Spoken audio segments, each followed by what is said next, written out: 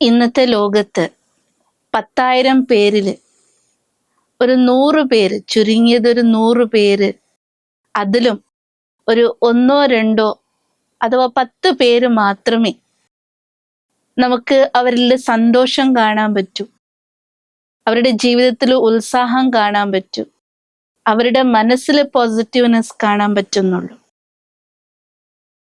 അപ്പൊ നമ്മൾ എല്ലാവരും ആഗ്രഹിക്കുന്നുണ്ട് അതുപോലൊരു മനസ്സ്, തളരാത്ത ഒരു മനസ്സ്, വാടിപ്പോകാതെ ഒരു മുഖം, സന്തുഷ്ടകരമായിരിക്കുന്ന ഉല്ലാസഭരിതമായിരിക്കുന്ന ഒരു ജീവിതം നാം ഓരോരുത്തരും ആഗ്രഹിക്കുന്നവരാണ്.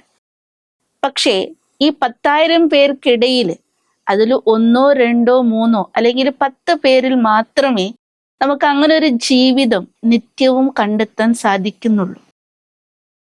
അപ്പൊ അതിന്റെ കാരണം എന്ത്? നമുക്കറിയാൻ പറ്റുന്നു. അതിന്റെ കാരണം അവരുടെ മനസ്സിൽ എപ്പോഴും പോസിറ്റീവ്നെസ്, അവരുടെ മനസ്സിൽ എപ്പോഴും ആ ഒരു ഊർജം അല്ലെങ്കിൽ വിൽ പവർ എന്ന് വേണമെങ്കിൽ നമുക്ക് പറയാം. സഹജമായിട്ട് പറയുകയാണെങ്കിൽ മനോശക്തി എന്ന് തന്നെ നമുക്ക് പറയാൻ പറ്റും. ഇത് പൊതുവെ പ്രയോഗിക്കുന്ന വാക്കുകളാണ്. പണ്ട് കാലങ്ങളിലൊക്കെ നമുക്കറിയാം, ഇത്രയധികം ടെൻസ്ഡ് ആയിരിക്കുന്ന ലൈഫ്, അല്ലെങ്കിൽ ഇത്രയും അസ്തവ്യസ്തമായിരിക്കുന്ന ഒരു ഡിസിപ്ലിൻഡ് അല്ലാത്തൊരു ജീവിത രീതികള് പണ്ട് കാലങ്ങളിലൊന്നും നമുക്ക് എവിടെയും കാണാൻ പറ്റില്ല.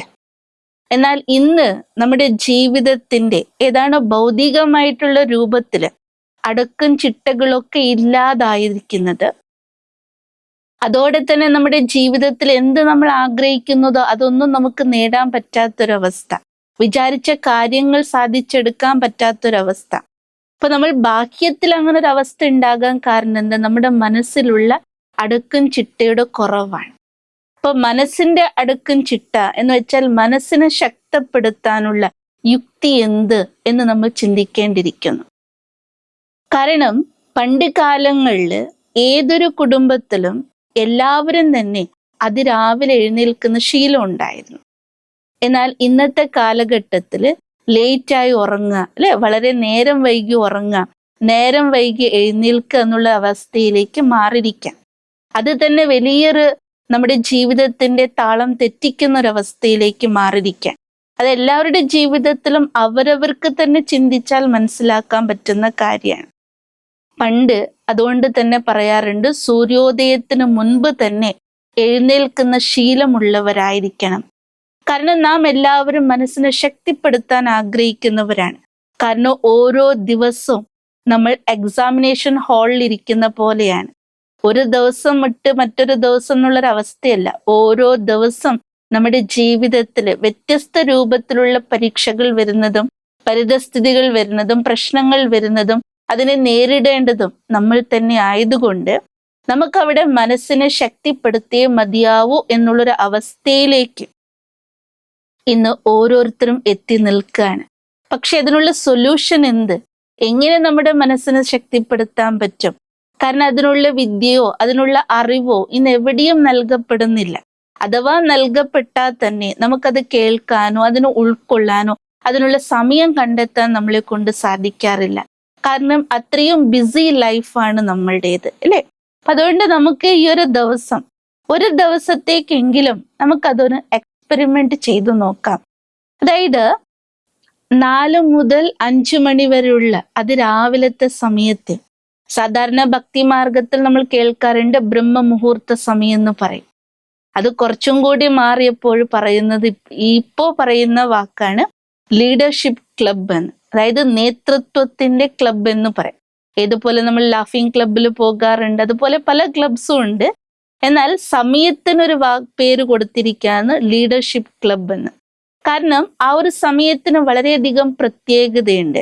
ഒന്ന്, യൂണിവേഴ്സൽ ആയിരിക്കുന്ന എനർജി വളരെയധികം പവർഫുൾ ആയി നിൽക്കുന്ന ഒരു സമയം. 2, ആ ഒരു സമയത്ത് യാതൊരു തരത്തിലുള്ള അശുദ്ധതയുടെ വൈബ്രേഷൻ അവിടെ ഉണ്ടാവുകയില്ല.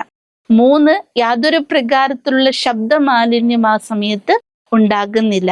4, യാതൊരു തരത്തിലുള്ള സങ്കല്പങ്ങളുടെ മാലിന്യം, അതായത് നമ്മുടെ ചിന്തകളുടെ മാലിന്യം ആ ഒരു സമയത്ത് കുറഞ്ഞിരിക്കുന്ന സമയമാണ്. എല്ലാവരുടെ മനസ്സും വളരെ ശാന്തമായിരിക്കുന്ന സമയമാണ്. എല്ലാവരുടെ മനസ്സിലും ശുദ്ധത നിൽക്കുന്ന സമയമാണ്. അതുകൊണ്ട് തന്നെ ആ ഒരു സമയത്തിന് വളരെയധികം പ്രാധാന്യം കൽപ്പിക്കാറുണ്ട്. അത് പണ്ട് മുതൽക്കേ നമ്മൾ ആചരിച്ചു വരുന്ന, അല്ലെങ്കിൽ നമ്മളൊക്കെ ജീവിതത്തിൽ കൊണ്ടുവരുന്ന ഒരു ധാരണയാണ്. ഫസ്റ്റ് ധാരണ മനുഷ്യ ജീവിതത്തിൽ അതാണ് അതിരാവിലെ എഴുന്നേൽക്കുക, പ്രത്യേകിച്ച് ബ്രഹ്മമുഹൂർത്ത സമയത്തിൽ എഴുന്നേൽക്കുക. കാരണം ആ ഒരു സമയത്ത് നമുക്ക് ഒട്ടനവധി കാര്യങ്ങൾ ചെയ്യാൻ പറ്റുന്നതാണ്. കാരണം ആ രാവിലത്തെ സമയം ആരെഴുന്നേൽക്കുന്നോ, ഒന്ന് അവരുടെ മനസ്സ് വളരെയധികം ഏകാഗ്രതയുടെ പവറോട് കൂടിയതായിരിക്കും. രണ്ടാമത്തത് അവരിലെ ക്രിയാത്മക ശക്തി വളരെയധികം വർദ്ധിക്കുന്ന സമയമാണ്.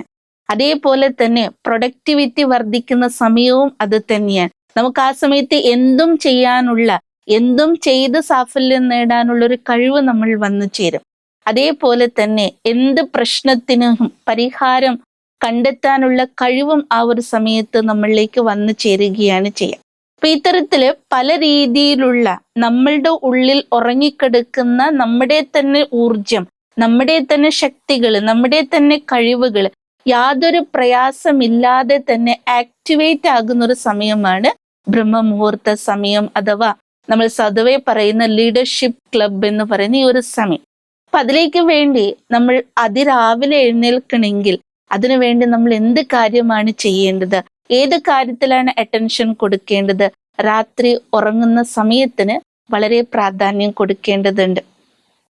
കാരണം രാത്രിയുടെ സമയം നല്ല ഉറക്കമുണ്ട് എങ്കിൽ മാത്രമേ നമുക്ക് അതിരാവിലത്തെ സമയത്തിന്റെ ലാഭം നമുക്ക് എടുക്കാൻ പറ്റുകയുള്ളൂ. രാത്രിയുടെ വേളയിൽ നമ്മുടെ ഉറക്കം സുഖകരമല്ല എങ്കിൽ, ഡീപ്പായിരിക്കുന്ന ഉറക്കമില്ല എങ്കിൽ നമുക്കൊരിക്കലും അതിരാവിലെ ഒരു ഫ്രഷ് മൂഡിൽ എഴുന്നേൽക്കാൻ സാധിക്കില്ല. ഒരു എനർജറ്റിക് ലെവൽ നമുക്ക് ഉണ്ടായിരിക്കില്ല. അപ്പൊ അതിനുവേണ്ടി നമുക്ക് എന്ത് ചെയ്യാൻ പറ്റും? കാരണം ഇന്നത്തെ ലൈഫും പണ്ടത്തെ ലൈഫിനും അജഗജാന്തര വ്യത്യാസമുണ്ട്. ഒരിക്കലും നമുക്ക് കമ്പയർ ചെയ്യാൻ പറ്റാത്ത രീതിയിലുള്ള ഒരു അന്തരം നമുക്ക് കാണാൻ പറ്റും. പണ്ട് കാലങ്ങളിലൊക്കെ ഒരിക്കലും ആരും ഇത്ര വൈകി വീട്ടിലെത്താറില്ല, വൈകി ഭക്ഷണം കഴിക്കാറില്ല, അല്ലെ, വൈകി ഉറങ്ങാറില്ല. പലതിലും മാറ്റങ്ങൾ സംഭവിച്ചിരിക്കാൻ.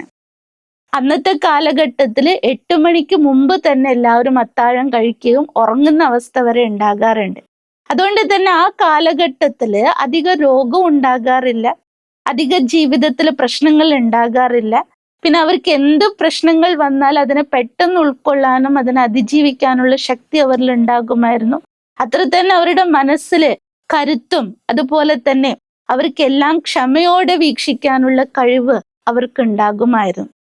കാരണം നമ്മുടെ ലൈഫ് സ്റ്റൈൽ തന്നെ ആ വിധത്തിലായിരുന്നു. പക്ഷെ ഇന്നത്തെ കാലഘട്ടത്തിന്റെ ലൈഫ് സ്റ്റൈൽ നമ്മൾ നോക്കുമ്പോൾ, ഒന്നാമത് നമ്മൾ ബിസി ലൈഫിലാണ്, അതിൽ കൂടെ തന്നെ നമുക്ക് യാതൊരു ഡിസിപ്ലിൻ ഇല്ലാത്തൊരവസ്ഥയിലാണ് പോകുന്നത്. ഇപ്പൊ ഉദാഹരണത്തിന് രാവിലെ എഴുന്നേൽക്കുന്ന രീതി തന്നെ നിങ്ങളൊന്ന് നോക്കിയേ. നിങ്ങളുടെ വീട്ടിൽ തന്നെ നിങ്ങൾ എഴുന്നേറ്റ് തട്ടിക്കൊടഞ്ഞ് എഴുന്നേറ്റ് പുതപ്പും അതുപോലെ ഉണ്ടാകും, വിരിയും അതുപോലെ ഉണ്ടാകും, നേരെ പോയി വാഷ്റൂമിൽ പോകുന്നു, ഒന്ന് ഫ്രഷ് ആകുന്നു, ഓടടാ ഓട്. എവിടത്തേക്ക്? സമയമായിട്ടുണ്ടാകും, ബസ് പിടിക്കണം, അല്ലെങ്കിൽ ട്രെയിൻ പിടിക്കേണ്ടവരുണ്ട്, ജോലി സ്ഥലത്തേക്ക് എത്തേണ്ടവരുണ്ട്, അതുപോലെ സ്കൂളിൽ കുട്ടികൾ എത്തിക്കേണ്ടവരുണ്ട്. എല്ലാം ഒരു ഓട്ടം മാത്രം. ഒരു അടുക്കും ചിട്ട എന്നുള്ളൊരു ലൈഫ് ഇല്ല. അവിടെ ഒരു ചിന്തിക്കാനുള്ളൊരു സ്പേസ് പോലും നമുക്ക് കിട്ടാറില്ല. അതുകൊണ്ട് നമ്മൾ ഇന്നത്തെ ഈ ദിവസം നമ്മുടെ മനസ്സിന് ആർക്കെങ്കിലും അങ്ങനെ തോന്നുന്നുണ്ട്, അതായത് എനിക്കൊരിക്കലും മറ്റൊരാളെ മാറ്റാൻ പറ്റില്ല എന്നുള്ള നല്ല ബോധം നമ്മുടെ ഉള്ളിലുണ്ട്.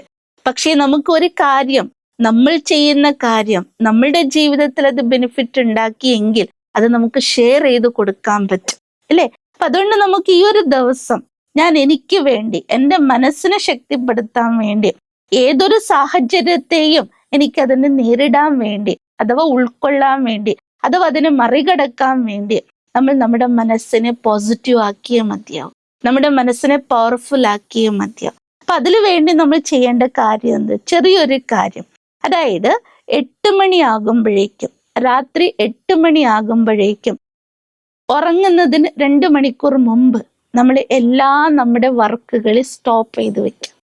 ഫോൺ കോൾസ് ആകാം, ഇമെയിൽസ് ആകാം, അതോ വാട്സപ്പ് മെസ്സേജസ് ആകാം.